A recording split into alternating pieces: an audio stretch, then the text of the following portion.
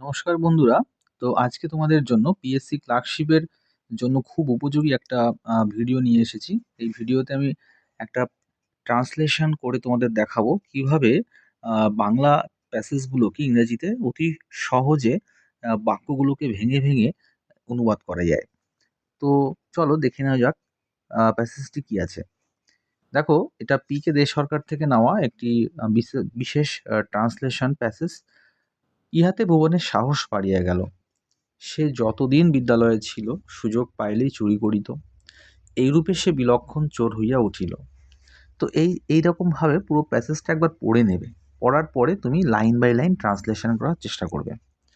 দেখো, যে ফার্স্ট সেন্টেন্সটা আছে কি, ইহাতে ভুবনের সাহস বাড়িয়া গেল। তো ইহাতে ইংরেজি কি বলতো? At this. ইহাতে ইংরেজি কি বলতো? At this. তাহলে আমি লিখলাম অ্যাট দিস। ওকে। এইবারে প্রশ্ন আসছে যে এটা কোন টেন্সে করব। এই যে সেন্টেন্সটা আছে না, এই সেন্টেন্সটা কোন টেন্সে আছে? এটা সিম্পল পাস্ট টেন্সে আছে, যার structure subject plus V2 plus object. Okay. কিন্তু এই যে সেন্টেন্সটা আছে না, এই সেন্টেন্সটা আমি প্যাসিভে করব, সিম্পল পাস্টের প্যাসিভে। সিম্পল পাস্টের প্যাসিভ স্ট্রাকচার কি? Subject plus was wire plus V3 plus V3। Okay, subject plus was wire plus V3। দেখো, এটা প্যাসিভ কেন করব? আসলে এখানে ভুবনের যে সাহস, এটা কিন্তু সাবজেক্ট নয়। ওকে, এটা অ্যাকচুয়ালি অবজেক্ট। তাহলে সাবজেক্ট হচ্ছে ভুবন। তো যেহেতু এই ভুবনস কারেজ অবজেক্ট হওয়া সত্ত্বেও সাবজেক্টে বসিয়েছি, সাবজেক্ট পজিশনে বসিয়েছি বা বসাতে হচ্ছে, যার জন্য এটা প্যাসিভে করতে হবে। ঠিক আছে, এখানে ভুবন কাজটা করছে, সাহসটা কিন্তু ভুবন নিজে বাড়াচ্ছে, তাই তো? তাই ভুবন হচ্ছে সাবজেক্ট, সেটা উজ্জ্ব আছে। যাই হোক, ভুবন নিজের সাবজেক্ট।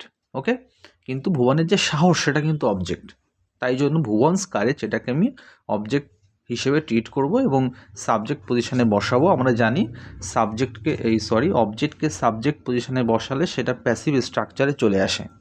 তাহলে এখানে দেখো, অ্যাট দিস ভুবনস কারেজ হলো ভুবনস কারেজ, অবজেক্ট বসালাম।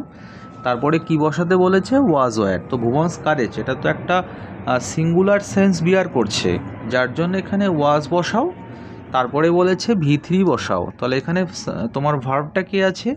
বাড়িয়া গেল, মানে ইনক্রিজ হলো, বৃদ্ধি পেল। তো ইনক্রিজের থার্ড ফর্ম কি আছে? ইনক্রিজড। লিখলাম ইনক্রিজড, এবং সেন্টেন্সটা কিন্তু গ্রামাটিক্যালি সঠিক হয়ে গেল এবং ট্রান্সলেশনও হয়ে গেল।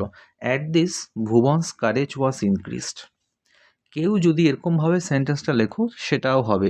ইট মানে ইহা, মানে ভাবো যে ইহা ভুবনকে সাহসী করে তুলল। এই বাক্যটা সহজ করে ভাবলে তো এটাই আসে। তাহলে দেখো, ইহা মানে ইট সাহসী করে ইংরেজি কাউকে এমবোল্ডেন।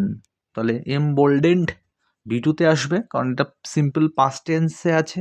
তাহলে ইট এমবোল্ডেন্ড ভুবন, এটাও লিখতে পারো। আবার কেউ যদি এটা চায় সেটাও লিখতে পারে, অ্যাট দিস ইহাতে ভুবন গ্যাদার্ড সাম মোর কারেজ। ইহাতে মানে ইহার ফলে ভুবন গ্যাদার্ড মানে সঞ্চয় করলো, V2-তে আছে এটা সিম্পল পাস্ট টেন্সে। তাহলে ভুবন সঞ্চয় করলো সাম মোর কারেজ, আরও কিছু সাহস সঞ্চয় করলো। এভাবেও করতে পারো। চলে আসো পরের সেন্টেন্সে। দেখো, পরের সেন্টেন্সটা কি আছে? বলছে যে সে যতদিন বিদ্যালয়ে ছিল সুযোগ পাইলেই চুরি করিত। ওকে, তো এটা আমি কি করেছি দেখো, যতদিন কি বললাম?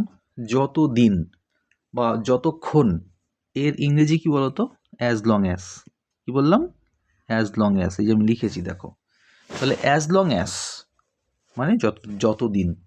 আর পুরো বাক্যটা কিন্তু সিম্পল পাস্টে করতে হবে। বিদ্যালয়ে ছিল, তাহলে আমি কি বলতে পারি? অ্যাজ লং অ্যাজ, তারপরে সাবজেক্ট হি, আর এখানে ভার্ব হচ্ছে ছিল। তাহলে ছিল ইংরেজি কি? ওয়াজ। কোথায় ছিল?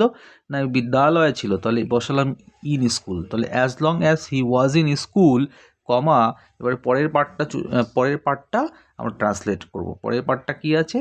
যে যতদিন বিদ্যালয়ে ছিল সুযোগ পাইলেই চুরি করিত। কে চুরি করিত?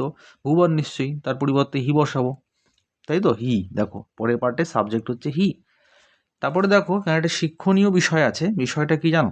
বিষয়টা হচ্ছে সিম্পল, এটা দেখো হ্যাবিচুয়াল পাস্টে আছে। হ্যাবিচুয়াল পাস্ট হচ্ছে অতীতে কোনো কাজ নিয়মিত হতো কিন্তু এখন আর হয় না, এরূপ বোঝালে ওটাকে হ্যাবিচুয়াল পাস্ট বলে। এবং সেক্ষেত্রে তোমাকে এই স্ট্রাকচারটি ইউজ করতে হয়, সাবজেক্ট প্লাস ইউজ টু। কি? Subject plus use to. এই যে স্ট্রাকচারটা আছে, ইউজ টু প্লাস V1, ওকে, এই স্ট্রাকচারটা ইউজ করতে হয়, subject plus use to plus V1। তাহলে দেখো হি ইউজ টু বসালাম, তারপরে V1 কি আছে, অর্থাৎ ওখানে ভার্ব কি আছে, চুরি করা। তাহলে হি ইউজ টু স্টিল, হ্যাঁ, সে চুরি করিত। কখন না, যখনই সে সুযোগ পেত। তাহলে যখন ইংরেজি কি, হোয়েন এভার, হ্যাঁ, হোয়েন এভার হি, যে সে সুযোগ পেত। পাওয়ার ইংরেজি কি, গেট, পাস্ট ফর্ম গট। তাহলে whenever he got the chance. Okay, এইভাবে কিন্তু আমরা করতে পারি। এবার দেখো পরেরটাই কি বলছে, পরের সেন্টেন্সে কি বলছে, বলছে এই রূপে সে বিলক্ষণ চোর হইয়া উঠিল। ঠিক আছে, তাহলে এটা কি লিখবে, এটা কোন টেন্সে আছে বলো তো? 1 সেকেন্ড, এটা সিম্পল পাস্ট টেন্সে আছে। কোন টেন্স না, সিম্পল পাস্ট টেন্স। তার স্ট্রাকচার হচ্ছে subject plus V2 plus object, যেটা আমি আগেও বলেছি। তাহলে এই রূপে সে বিলক্ষণ চোর হইয়া উঠিল। তাহলে কি হবে, এই রূপ ইংরেজি কি, ইন দ্যাট ওয়ে। কি?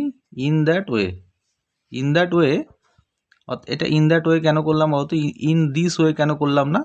কেন কি, এটা পাস্টে আছে তো আমি পাস্টে করছি, তো পাস্টে দিসটা দ্যাট হয়ে যায়। তাহলে ইন দ্যাট ওয়ে, হ্যাঁ, তারপরে কমা দেবে, কমা দিয়ে লিখবে যে সে বিলক্ষণ চোর হইয়া উঠিল। এখানে বিলক্ষণ মানে কি বলতো, ভীষণ এক্সপার্ট। ওকে, তাহলে এখানে কি লিখবো, এখানে সাবজেক্ট কেস হি, তাহলে হি। এখানে হলো ইংরেজি কি, বিকাম না? তাহলে বিকামের সেকেন্ড ফর্ম লিখতে হবে, became. He became a great থিপ। কি লিখবো, হি বিকেম এ গ্রেট থিপ। আচ্ছা, এখানে গ্রেট থিপ কেন লিখছি বলো তো? আসলে এই যে বলছি না বিলক্ষণ, তো এখানে বিলক্ষণ কথার জন্য, বিলক্ষণ কথাটা আছে বলে এখানে লিখতে হবে কি না, গ্রেট। সে একটা বিলক্ষণ চোর হলো, মানে হি বিকেম আ গ্রেট থিপ। ওকে, অনেকে প্রশ্ন করতে পারো যে স্যার গ্রেট কথাটা তো ভালো ক্ষেত্রে ইউজ করা হয়, পজিটিভ সেন্সে। ঠিক আছে, আসলে গ্রেট কথাটা নেগেটিভ সেন্সে ইউজ করা হয়, বলে না যে হি ইজ এ গ্রেটফুল।